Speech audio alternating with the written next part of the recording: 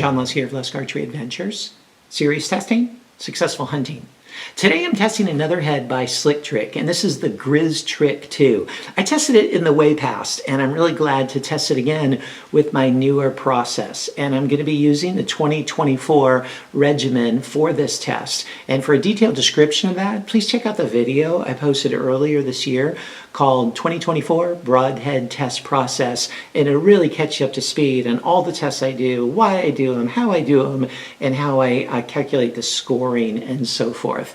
And then for most of the shooting, I'm going to be using my Elite Era bow that I really like.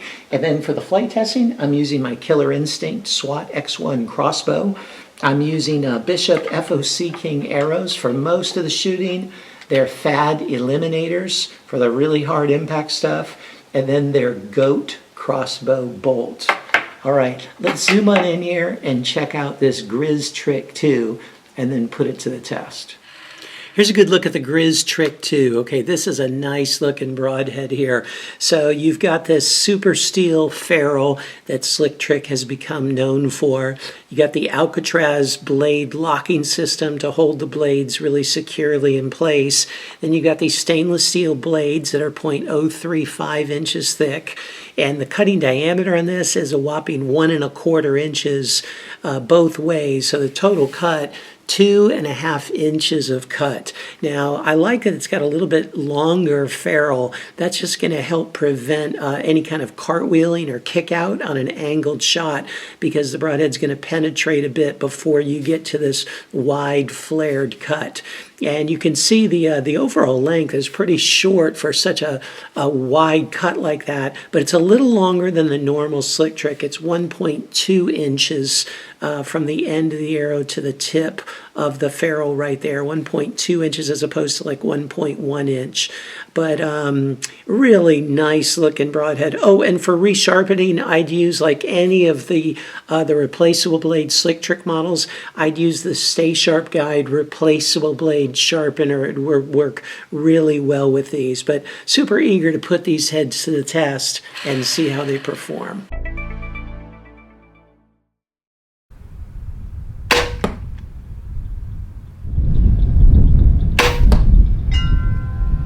Based on the distance it was away from the bullseye, it got what would be the 6 ring. But I do want to note it's really windy this day, and with such a wide cutting head, that could have been an issue.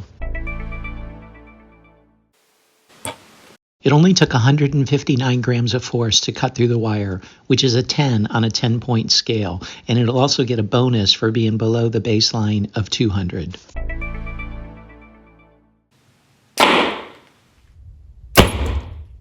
It penetrated 7½ inches. It took an additional 62 grams of force to cut through the wire, which is an 8.76 on a 10-point scale. It penetrated through 55 layers, which is pretty impressive given the wide cut that it has. However, a good chunk of those layers were just with that big, long, narrow tip at the end.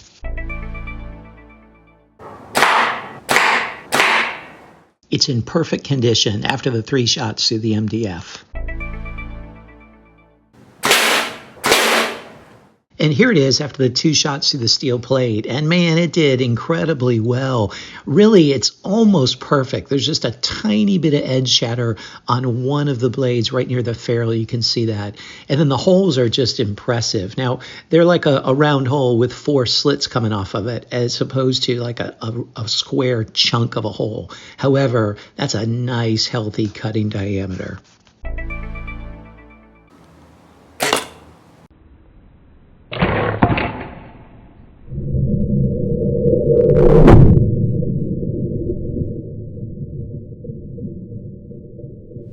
Here's the GrizzTrick 2. After all the durability testing, did very well through the MDF, very well through the steel plate, and in the concrete, it all held together well too. It just got a little bit of a bend, that extra long ferrule there. It might have hit a hard spot or something. You know, there's different chunks of material there in that composite center block, but it has a little bit of a wobble to it. But overall, it held together quite well. So what'd you think? Man, this is just a tested and true design. If you want to put a big hole into something, this is a broadhead really worth considering. Now, I will caution you, you got to make sure you have enough kinetic energy, enough momentum you're generating from your bow and arrow setup to match the animal that you're hunting. So if you have a lighter setup, this can work with a smaller animal. If you're going after a really big animal, then I would encourage you to make sure you really have enough heavy enough setup to be able to drive it deeply. But if you do, man, this is really a broadhead worth considering. So you check out the score sheet and see how it performed in the areas that matter to you the most and see if it might be a good fit for you. And stay tuned for the overall cumulative score as well as the corresponding Lusk grade.